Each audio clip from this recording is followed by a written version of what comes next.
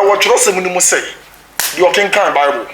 ane sofo na omumienu sofo na ogina honom e kyerɛkyerɛ asɛm ni mu sɛ wo meme kan bible no na wo wakyerem wo meme kan ebi am yi bible quotation na me read na waka kyerɛ asɔre ba no sɛ ye pon wa correction na yenya yenya wo sɛ me ne sofo no mienu nko na ye kyɛ correction no edi kwa correction ko bank e me am bi ma asɔre no wo a wa bi wo asɔre no na me na me wura ho be kenkan twrosem no ai skabra me de be ko bank be bo asɔre no bra uko bi ti say Assemblies of God see a preach we correction no bro more than 100 million in the Assemblies of God suffer so mo preach we no mo dey call headquarters sa na so sika bi call headquarters Pentecost branch bi dey call headquarters e so nya headquarters sika wo onyankopon na kase mo ni aduaba no na mo fa han ni nsa ya de and say matia che mo to edo ni netibika quotation daddy eno na me dey ye emfato hu yo asofo na no mo preach wo brofo mu no nti your scriptures are yedi kum nipa nyame na na se yemfa kum osefo edi ba bia se nyankopon se do watamfo ye watamfo kra na se ye no won ene ye watamfo kra se ma ye no won di ope wo kum die nyame anka na ba bia se do no da eni ho omuka no mu de dada ye dada nya no kore na sofo no watimi asisi ni nua no wagye ni nua ka na sofo watimi ambo na sore panyini apo no wagye ni fie aboso se nyame se mentene fie we mbi ma me metinem awurade ma odifo bi tena ase o se sansa metimi yi musio afiri Israel fo so no fa mponchi mienu fa ba koma me awurade Yehowa ne fa ba koma Azazel ya money e so awurade se fa we ma we ne fa we ma no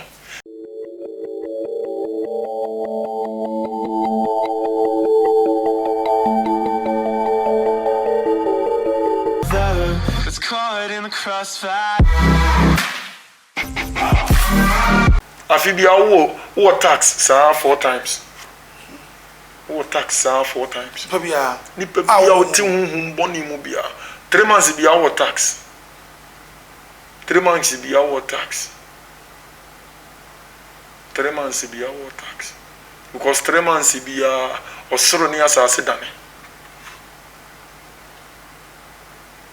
hey ya koma 1 year what day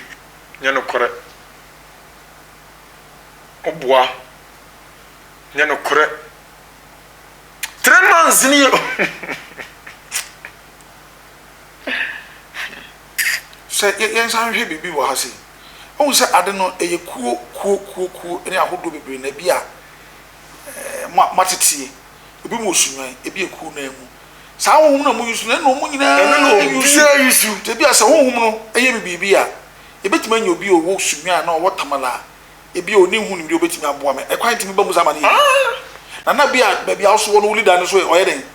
se wo leader no se on se enye obi a nesua de ekọ anim obu ono mo opem ni monyam ni din agenti obesua de akọ anim ebi so nsua de nkọ anim no oje wa be se no wa ma wo so wo abusa de na kosuru se bi edi mo bi pamu be nu nyina na tiku ba ku na wo ntimi anye mi metimi akosere odi mo no o we bi ejai mame sa mu je ya opemi ame de be ma na imu makwa no meje na mienu adi ama dadi na mi amaje na me di ama but the next mienu ni nyina minim kwa me fa so amaje ni woni pa no na de etie no good into say ye kase ye kan nyina bomu a empanifo a omo wo mu ne nkwara omo wo sa ekuru mu ni ade no ebu okwa mu nhia wo ba bia but wo chese mu won nhia ne niam ahodo amo na mu hia wo mu so omo ehia bom je say wo dem ene omo yi omo ade ankrankran wo fi no sa ni pa na family no mo pa na wani mu wo ebinim dadi mo ka bom a ehu odene say ye wo nko a omo odene be omo nye den te se de mo ka bom no ena wo bi ono so na ma nkoranko ano ono so timi sua de kopenie ma no odene se bia na mo so mu Ghana group ni nyina so mu Ghana e bi so ono so wanya chance bi no wa ankoso mu Ghana na bia ono kwa akosum amon Amon she Mogana she Amon ase. Nti eba sa na ne ho den sen mu group members no. It depend baby a wo bia nam. Na se mu nyina mo frɛ Amon. Single frɛ Amon, we frɛ Amon na. Group no ho den sen wa wo ye single na wo frɛ Amon. Ye Mulok. Ebi timi frɛ no. Mulok no so e ba akopɛ. Ebi asabre ya me frɛ Mulok no so, ebi so frɛ no Tamale, ebi frɛ no Boliga, ebi frɛ no ha. Den no timi appear some microphone ni no appear obia with seconds no be den obey voices but we say won si Mulok but ni Mulok I see what you want me dey ni real name ankasa wo it is a wo friend we friend na or the minute and na be nante obia so or the minute na be nante obia ko obia obu wo no mo a mframa na ne ho mframa na ebetwem akọ no ene wo hu se waba anzi bi kana oni ho it is a nipa sex na frɛ na obekọ de oye prompting no obekọ de obusa ne bibi ode ma no no face there bi ontimi apie mu nyina one time obeden ho nye Kristo obeden timi obeden obechiri mo so with a minute jebe no ba so ujo na wo frɛ no omada ai we to basa o so mu dile da so bet mi afra no adile de nti ameka sa no ewi ase ina fanse 7 billion na esuma hodo no mo de ehye dem mo de wenu enyankoma de dɔso sin mo a ayi o mani so mo kwa so mo konkre mo sori nti se kumasefo nyina ni perfre na minute e wo wi ase ina no e bru ni pe wo kumase be se 2500 or so se ni pa be 1 billion so 1 million e na wo kumase ya Ghana nyina be 30 million nti kumasefo nkwa betuma nya bia be se 2.5 million e wa ha nti wo mo wi ase ina ni perfre bibi e mo 2 million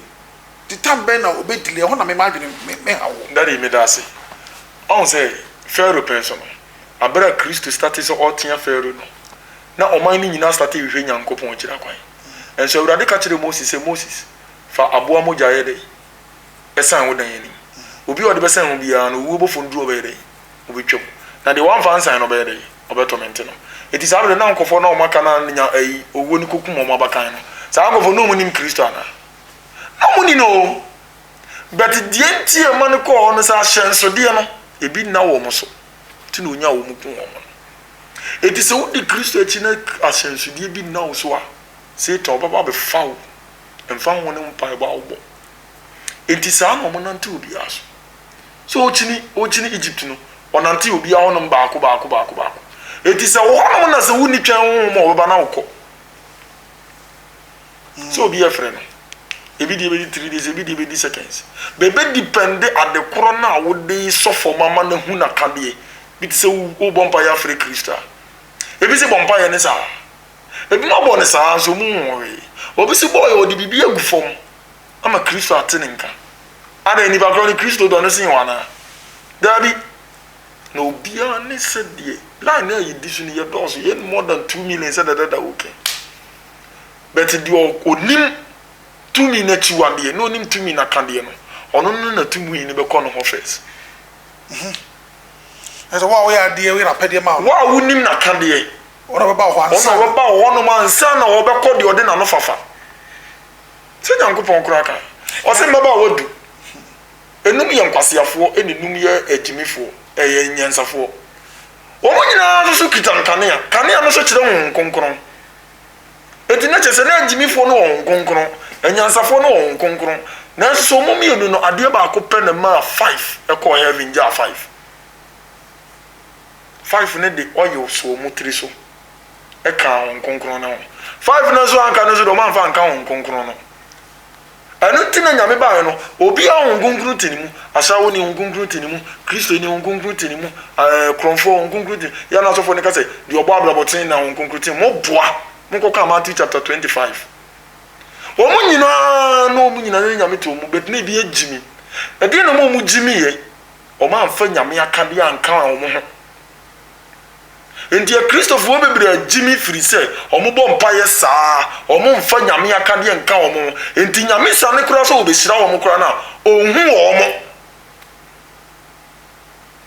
nti anyansafo no mutimi ko an ne de omo kanea na egina wo ma hon konkro no omo de hon konkro akade ka no hon konkro na wo frɛ no no hon konkro no ba ye no we hu na duane wo mu we hu na kade wo mu ebe ye den na hon konkro na ne watena o frɛ hon money na mana ba no hon money na hon money ebra oba wo ama ni moja oba ye den ne wa betena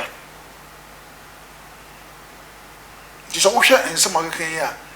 nipa nya den yen trasase yen fa hen yen sen yensie nyame akwan ne yensie na ade ne yie mo na kire se wo frɛ ene na de se yeko bi na kire mo na kire efisɛ wo si kan sa asofo ni ade nyina mo tete wo a wo munim sɛ de wo mo yɛ nye but o ma kan nyina ire etina mi kan yo e wasa sɔre ma ne na prehwɛ ne kore e wa hen ɔmo so kogina nsuo nkɔbɔ mpa ya e yɛ wo mo ne e yɛ court ɔmo sɛ yɛ court wo hene cross so bi de yɛ court e yɛ court that is you Paul abre mu odin to no enime mu odin to oboaboa ma ponkoro kura da kokokura no e yoko e so oko number 3 e yoko yes ni nyi susu firi poase nyina nya no kore bre so da de bre bi wo no mu a ya ma yenka na me nkire die nti o mo se nyi ni firi poase e poase factory bi ani ho obi oba betena kase o se poase factory wo no da di mani ninse o mo boa poase factory bi ani wo matena poase ni for 6 years me tina punim for 6 years me hu factory ba akokora wo se bia wo ta no mu afi no mo bo foundation oh yes foundation ye bottle wo kran za na ye be wo me ye bottle one the western side one na ye se ho ye kuro kese close to New Zealand ono kuro ye kuro kese na ono na Kalisa mote ono na Eris mote ono na edi mami fancy akuku damfo na mi mbeze babu mu din ni nyina omo mote wono no ho de ho fe TV bi ho your friend dey see memory show eno omo say e TV eni TV eno omo dey hwe future factory bi oni ho a planning and thinking area factory na way factory kro na omo say wo poase na free eti se dada di watade ya ponko da obusu company no ye no so osom bosom a obefra bosom ne se bosom ne me de emehira soma no anu de wo ho na mpacho na bosom ne be hira so no mpacho efiri asase ase e kristofo asofo yo mo so o man kasa aye o mo ankasa oyewi ai bisi wo mo de o mo susu atu o mo ankasa ensio ebi so say ya ankasa ne ye de we ye semina ya ankasa ye semina o so obo mpa ya agusu na nyametim me pacho sa semina no sa nsio no sa oyo no every heaven na di pacho every heaven every so na ho na mom ni tumi ono afra awura mu no sa na nwi ni so tie omu twanwi na nwi ni omu bebre ye wodi etu ni biom ye wodi etu ni robam ye wodi ye twani pankasa nwi na de twani pankasa nwi Ghana amu ntimi nto 2500 3000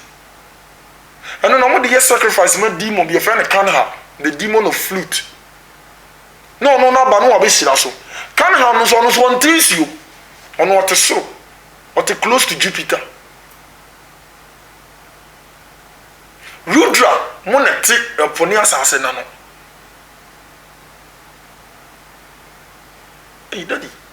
eni empensio eya de na nwi kuro na ye di frinsio mu na eba yese tumi o wade nipa Asmodeus otinsium asofo ne friend Asimodi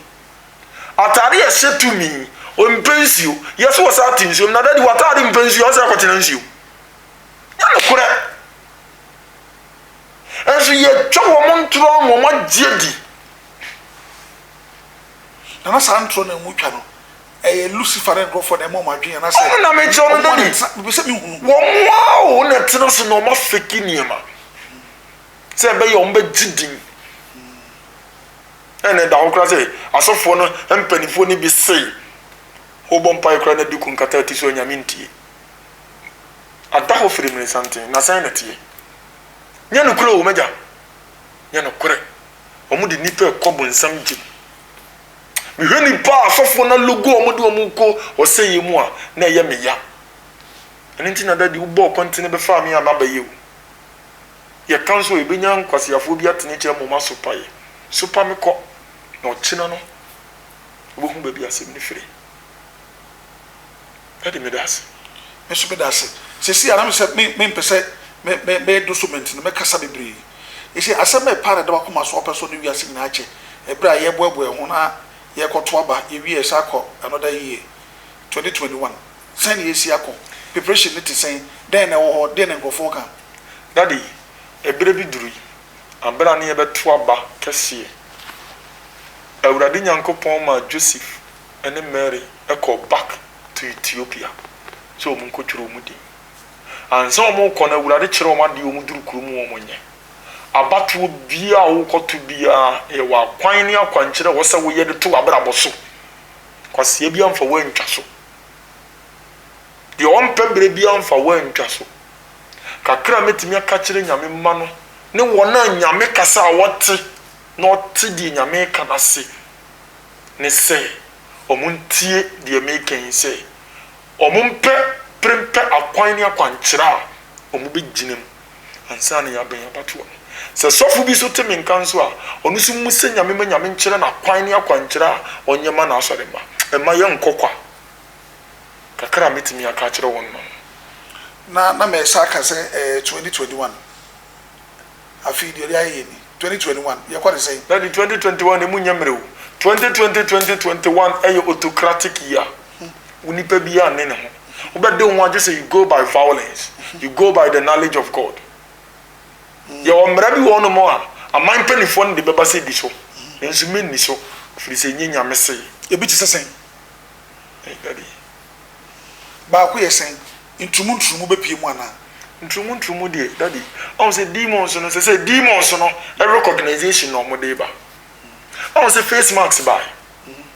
yɛsɛ yɛnhyɛ nose mask do we know the mystery about nose mask yɛnim nso yɛagye atom sɛ yɛhyɛ ɛyɛ spiritual implication na ɔmo de abrɛ yɛ aborɔfo na ɔmo de baayɛ no ɛdɛ na corona ne gyina mu dendenden no aman mpanyinfoɔ ne kɔhyia daddy na ɔmo nhyɛ nose mask na ɔmo nhyɛ bi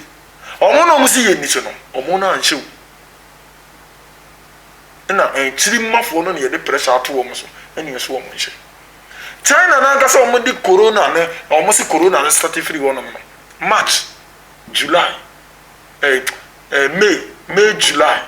May June July ɛna China for start school ɔmo kɔ ɔmo nim si yɛ o yɛ Ghana afei kora na yɛbɛbie school on the 5th of ɔyɛ ɔkyena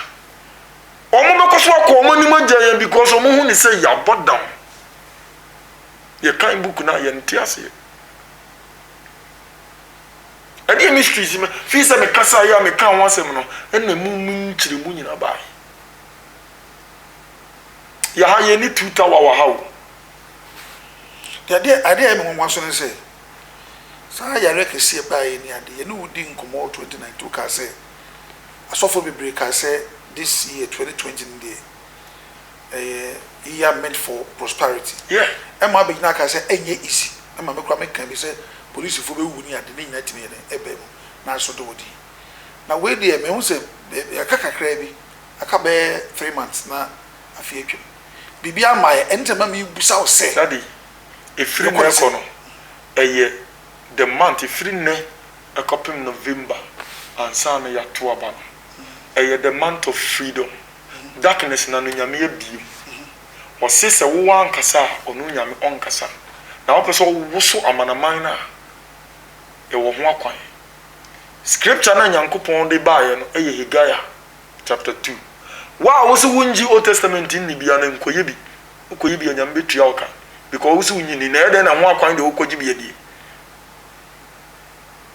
sɛ firi na de kɔ ɔmo a me ne ɔmo di nkɔmmɔ no deɛ ɔmo nim sɛ meka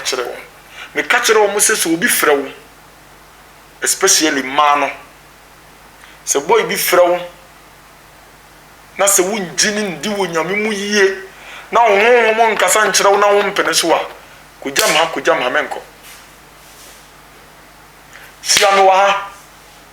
na yɛnyɛ sei menkɔ wobɛkum ɛne sɛ mede bɛtena ha yi adadi na wo announce sɛ yɛkum obi di ato na twene no Accra Hot FM accountant si yɛkunu di na tena yɛkunu di na tena ai sɛ brawo o spiritual father brawo onim sɛ ka me dem spiritual father de nke betimi akɔwie mbɔne sɛ yɛ papa no sɛ nyɛ papa no obi anim wakwa me yakuku no from October kopim November nyame bia no sɛ demons no enjoy nyame ma life ma wo mo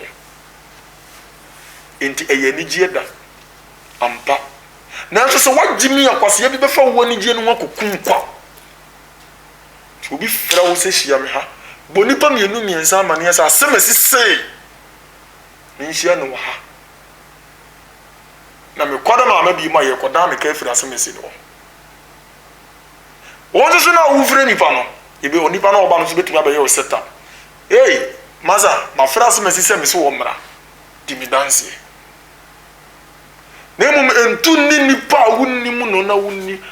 da ba ko pe na odi ne hunu na odi sika be dada odi aguro be from ne de ko ehun akwan na me be ye wo me ne wo ma me ne wo muhia no ye be sere urade aye ho mpa bo wo Haggai chapter 2 ehun akwan ehun keys e wo good me das pi ba bia dru net ye kase obi prophet asechese prophet man of God bishop most reverend no mun de keka ho doctor bishop captain keka na abomwa daddy yes prophet you can say who is a prophet a prophet speak for God to ordain it prophet and an commissioning ayo bi a wakasa amanya me asan ase in the other way run a bit makasa bia the so-called prophets, no, they speak the mind of. No, you cannot speak the mind of God. What you to say? There be dada. Now, prophets speak for God to ordain. Fine. And no, you have speak God's mind. But the one who speak God's mind is a revelator. International say any revelations no thank you. Okay. John the revelator. Okay. You speak the mind of God. Haggai was the man who speak the mind of God. And you are prophets. Prophet there, et said there waka say. Te say so for penny bi koka say asumesi bi wu. On your prophet no. Wo be wu. Ye ho wi a. O say nyame na de a kire me say wo be wu. Nyame si obi be wu a onye prophet o me o ye revelator me hwade kakra yen na omo preach e kire no with the congregation sa word na se title no mo fa yen yen tiase ana se omo so na enti omo yen tiase na omo so ntiase na yen nyina ya kanfa na ye gimi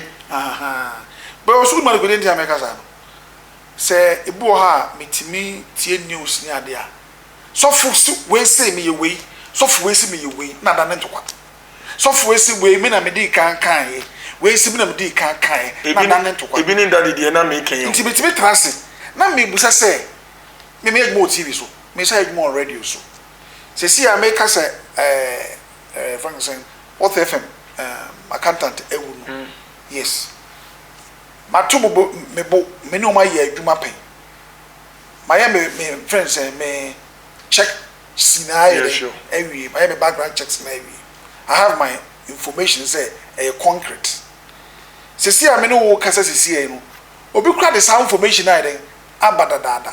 and I be a me ba be kan a kire no obi so de be den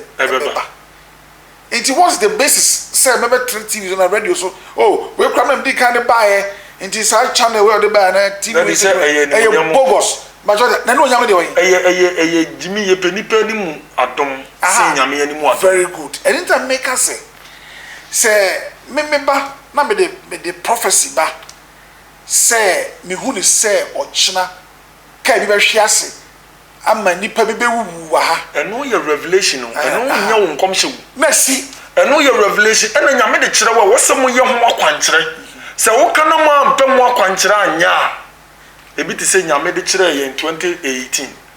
se asofo bi di Ghana ko hyesum ye sreji nipa moa ma nipa bebree ye ho akwankyere no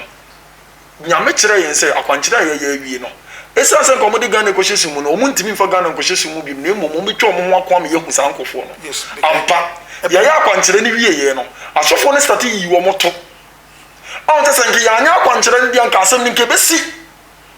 enti sɛ wo ye sofo na ase asɛm asi nyame de akyerɛ sɛ ka we betwi ase na wantimi anya ho hwe dia na wo ye kwase ya difo meba wo de e mesome nwanwa ba ko mo so ne sɛ nipa na beba adena we den aba ka surely it shall come to pass eba wie pa ne ye akasa radio so TV so ne pege nipa ne si akongon nipa ka akoku wo mo no nipa over 50 nipa 30 no na o kansa me na me kan we no bi abejo se me na me di kan ye ade bia nyame be ka kyerɛw na ebesie no nyame wo ma wo meka Frank hwɛ sɛ asubonten ye kuku no na mmom nka ho asɛm ebia na Nyankopɔn pɛsɛ yekum asubonten because ebia wabɔ asubonten kokɔ asubonten nya dan entie no ebia wo ma asɛm ho wo ma asɛm ho mo daddy wo ma asɛm ho sɛ o se daddy wo ma asɛm ho sɛ ebia nyame abɔ ne kokɔ wo ma asɛm ho se bia nyame ayi akyerɛw sɛ ebia asubonten ma daddy sɛ nyame mfa ma mu nipa tan ho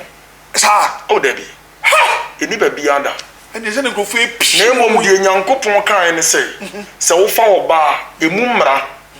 na wo sɛ wanya mmra ne ba bebusa wo no sɛ so wɔte de mmra na di dada enti ne sɛ wo yɛ bɛma na sɛ wo se wo bɛfa mma nyame ne wo ni ho asɛm se mmra na di no Nyankopɔn sɛ ono isu bonte ho hia so busa ne bibi because asubonten no sɛ ebia na ɔtɔ aduane ma oba ne di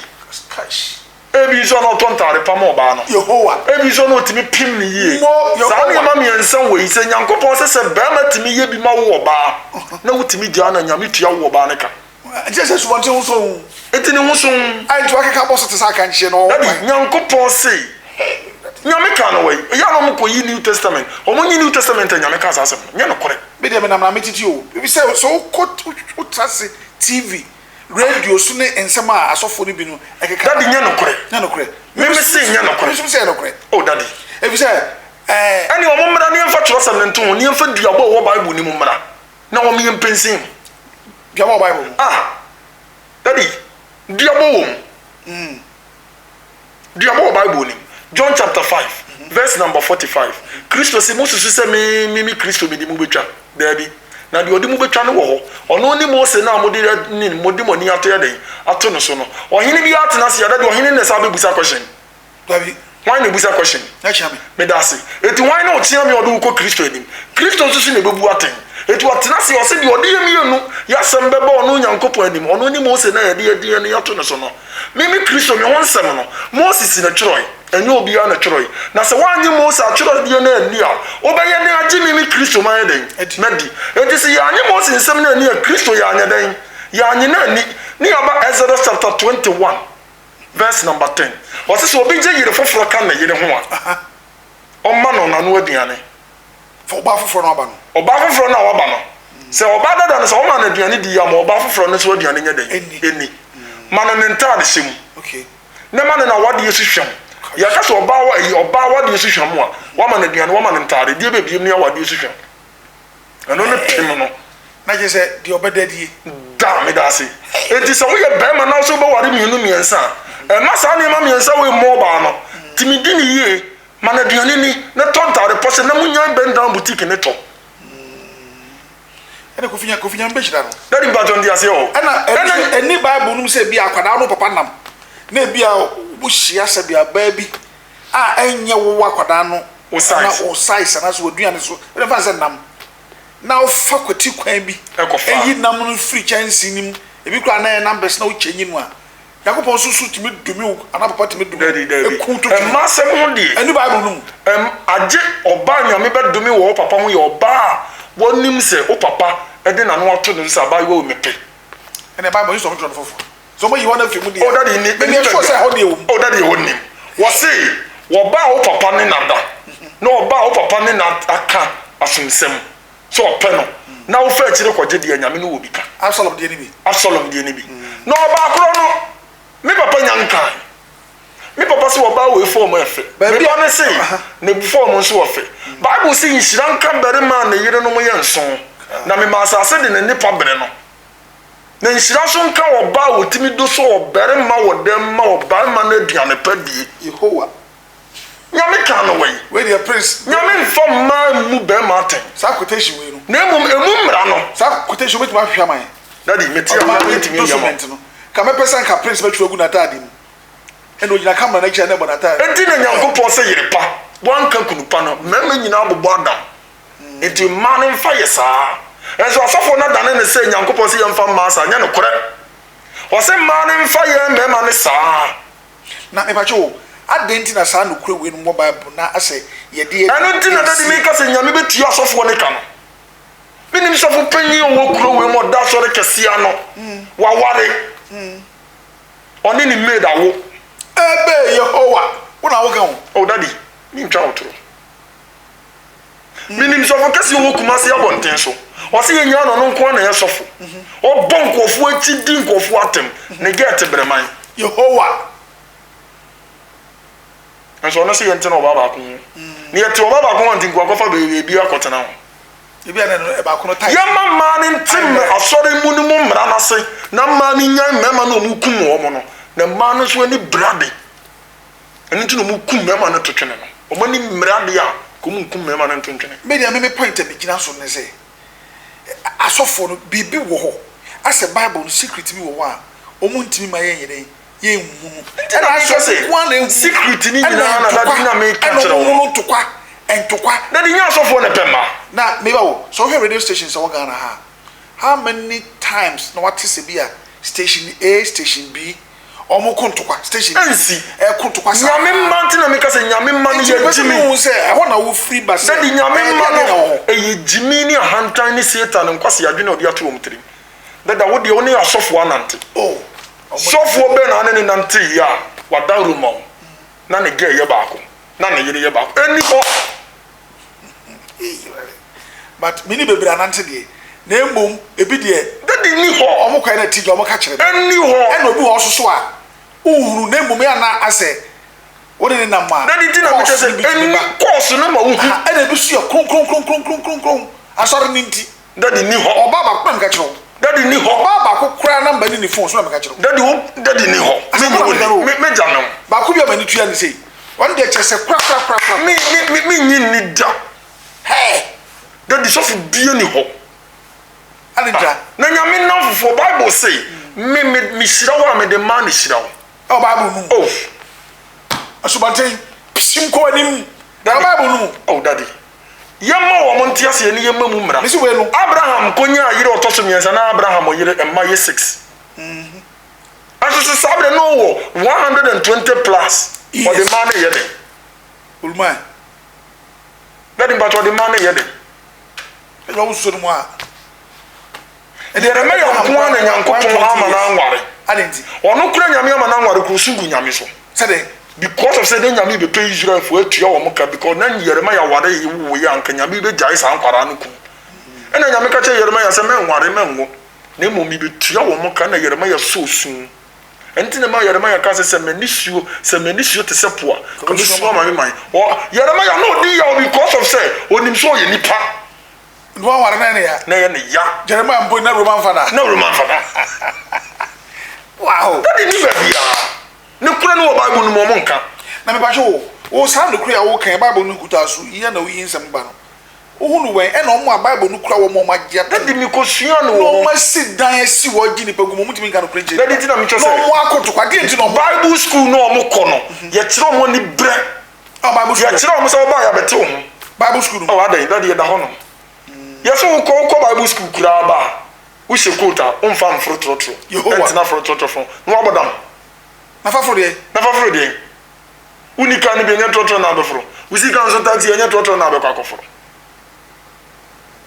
yaso preach kura mema pulpit ne gap 5 meters what bodam na so obi also ben pulpit no na so obi to pulpit ne to na the moment na wo preach na nyame de nipa no asem kire wa etu be gina wo preach awie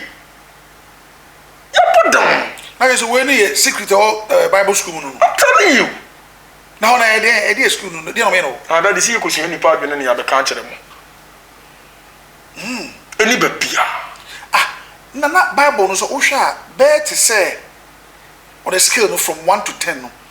Secret wo ma bi o mo mpesi e be hunu no. Be say that is say wo hu a secret ni more than 8. Say wo hunu a. Wo be hu se sofo no. Sa wo ni nyina ye pe. Na che so hwe mu a asori ni asofo mo kuntukwa nyina no.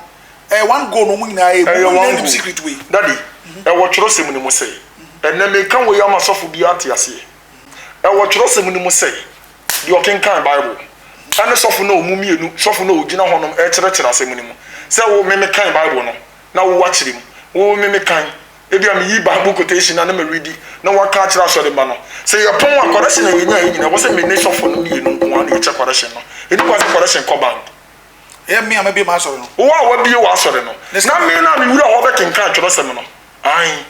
Na skabra me de be ko bank be bo asore no bra. Daddy Nyankopon so na babo asore no ho bra ma me. David Ewurade ka chen say wo David na babo ma asore ho bra ma me. Firi me santen mu mintina ntomadan mu da. Na me na masafo se ne kontomadan. Asafo no ne ho aye ne me ne wo mienu. E ho ne de ntomadan. First ne de na nyame ye ni nie. Ti ye besi Pentecost a. Ye se wo betimi abre ya me afa bra. Anya sa. Na adan na se sika na ye preach wie no. Ade na wo se wo se me di besi aso da wo bod na mo na babo nyame ho bra ma no. Kwarese na ye wo sofo no. Ene di oridi Bible no de amuche mutu. Ehun quotation nyina wo New Testament. Enumi nyina da ho. Anna ye hwe nkofo bi so. E anon hwe me won pa sa so ne baba for ya. Itimi ko pe obi firi ba bi o nim sika ji. No no aba na doma no ku ana. Nchi we 50. Se obeje. Se asika no de obeje afode na ma wo no. Ye wie ye na ye mra wo chiro se mi so no uche mu mienu. O Ghana. She e wo nya ba Ghana ho. E wo Bible. Abi say entimi nya adwuma say obi akofre obi firi ba bi aba no be ene e men kofre no. O se ma 1.5. Daddy e men kofre no. Na mo tonto na so de unu sika omunya. Daddy ene ma na wo ton ne de onka ho. Na emom de wagina agye ama wo ne de. Anya wo ne de a. Ene de bi antokwa be si anya. Anu ntina ma nyamsom ne ya ni bre no. Anu ntina ma kenkan for Bible readers no mo wasore dem ne bre no. Ena so hwe omuso wo asofo na china. Bebi omuso ko kantokwa. Ade ma asofo no. Sa boys. So mo nti. Se sofo na ma na kwan. Nti omo no so no Bible no ka de asem. Eno me de da wo so.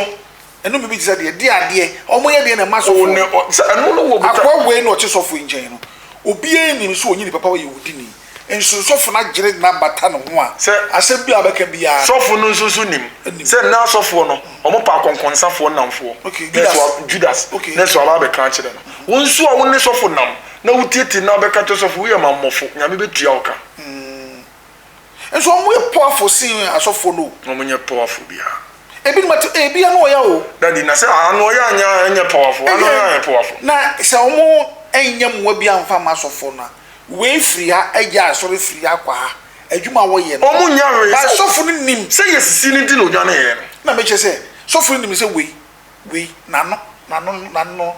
Eche se trumpet. Se no akofa na damfo. E no ono akofa na ba ne nchen ofiri kofi ho, okọ prince ho. E no ba ho na me so ma. So no oba bua me am. Asofo no nyina so san krofo no bi atwa mo hia. Asofo die no asesa. Asofo die ndi asesa from the Yesu kan. Ani brani ahantan entia. Adi. Se bi ni sika na epiem yew. Uko bi ti say Assemblies of God. See ye preach we are correction no bro more than 100 million. In the Assemblies of God suffer. So mo preach we no mo dey call headquarters. Sir. Na so sika bi call headquarters. Pentecost branch bi are the call headquarters. Eso so nya headquarters sika wo. Enkontom ponti. Eno mo Jesus kan ko. E wo Bible mu se hona ye wie na peking kran. O sha beje ne de. Yengam Di obo ban beje ne de. Di oto nyom beje ne de. Ansa na do kinka Bible no so beje ne de. Ansa na wo sofo no wa fa wo de. Headquarters ye mma wo mo. Na headquarters mo ne guo. Ene ayi one man churches no be ya de so me ko bia me hu se pon ya sofo no momra from shabo mo bo instrument no kra nye ni sika no. Sir. No, shabo correction na oje ye no. Anya afodi o. Correction na oje ye no. Onya 1 billion. O ko ma shabo yi 2 million. Obolam. You come and say O chem 500 million ye kenkan fo nko adea. Galatians chapter 6. Ayo ye kenkan fo ne 500 million. Hey, asofo ya mo ai so me say ko bo say ba ko bi amini mu say ko be sia bo yam bro no 500 million so nya 1 billion 500 million kin kan for no bible reader no nko adua na ke nyina ansa na wo sofo no 500 million na wo nya aye no wa be yi bi amanyomtuni eti e be wi na wo sofo no de kura kofom me ka be jai adwumafo we ye akwa di sa sofo na chi daddy so wonya quotation ni ma no so be se sofo be na sofo eni akoto ntobo na so na be gna ndi no 500 million hey aya sa na trosem nika oh we do mo ye film o se mummum na mo nche ne pa no nyina eye gengengen amina e wo manim sai ane kura di yesu ba kura paul kura na be se ka sa hey se wa tonton ni ma ba nsuo ni calendar ne dem stickers ni ade wa so ene me ton na so dem ton no ofi no wie no ache eno ti na nyame sei se ye da mo hono mo a wo se mo ma de o kire na de o gi asem na kire hwan na gi asem na kire ena hwan na kire de o kire ne yesofo no gina hono de o gi asem na free bible nim na be kire ye kenkanfo no sa o mo mienu no mo nche ne panyina na se ya amana mo ye mo ade se musi nyame atwetwe so de no me ne ba hwan na ka kire wo eye gain 1 billion or 500 million na so for the bank for car besimo sunday na police no so etu kura police ni jiska de gu bank am e de akwa wo be jina ka se mbe wo be twam gei eye gain ha no eno ti na nyame dumi asafo no eye gain eno ti na asafo no mo yesa nyina mo kofo mo nya bi no eye gain fa wo chefa no kokosi school enye eyi kinkanfo ne chefa na de kosi school no mo kro mo si school first kan nya hwe ena daddy na me say fa kinkanfo ne chefa nkosi school wow enti de me asema me de me gina wa me kan say ti ye ka we nyina yi a sika no kwa ye nchem se o sika no no o mu si school dan o mu si clinic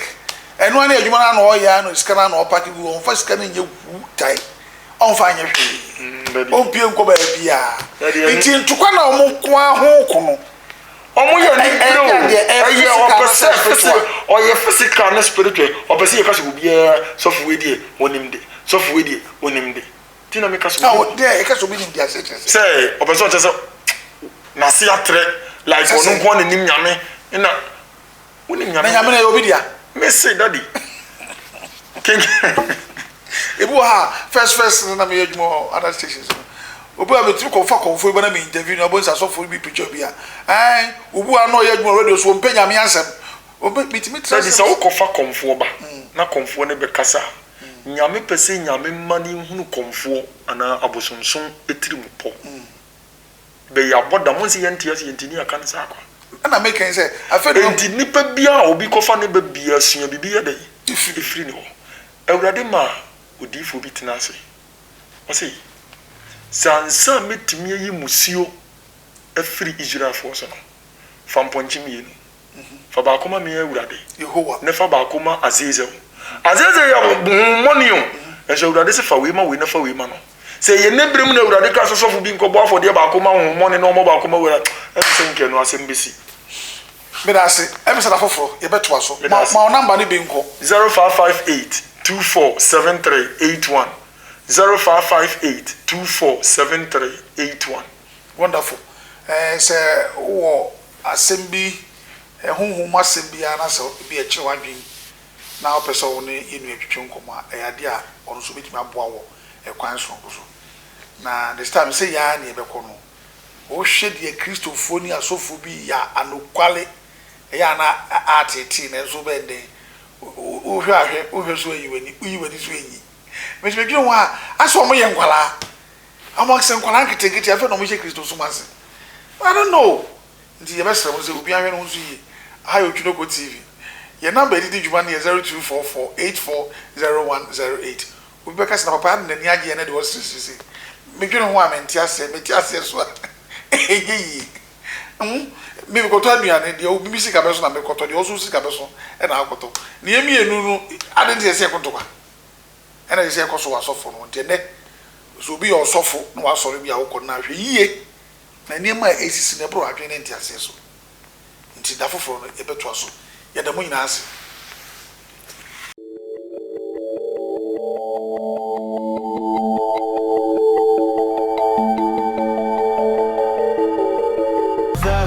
It's caught in the crossfire.